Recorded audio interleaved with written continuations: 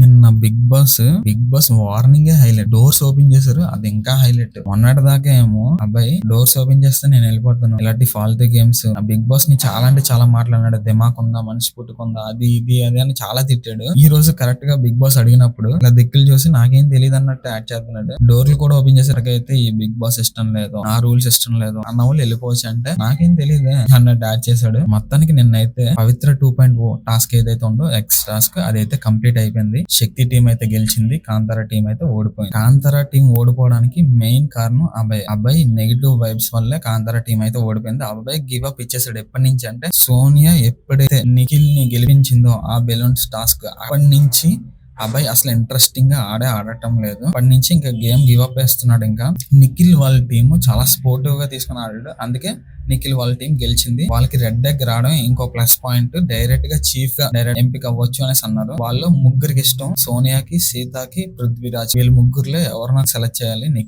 నిఖిల్ అయితే సోనియాని సెలెక్ట్ చేసాడు. నాకు అక్కడ కొద్దిగా నెగిటివ్ అనిపించింది, కానీ గేమ్ అయితే పెట్టారు. ఆ గేమ్ లో నిఖిల్ ఓన్ గా ఆడాడు. సోనియా కోసం గివ్ అప్ అయితే ఇవ్వలేదు గేమ్ ని.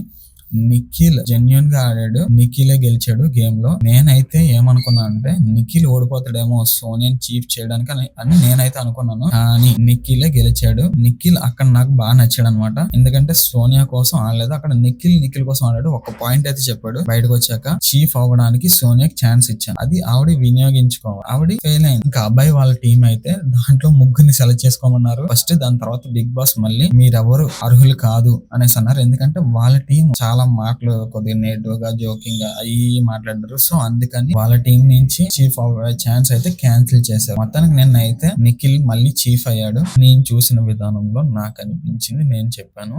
ఈ వీడియో మీకు నచ్చినట్టయితే లైక్ చేయండి, షేర్ చేయండి, సబ్స్క్రైబ్ చేయండి.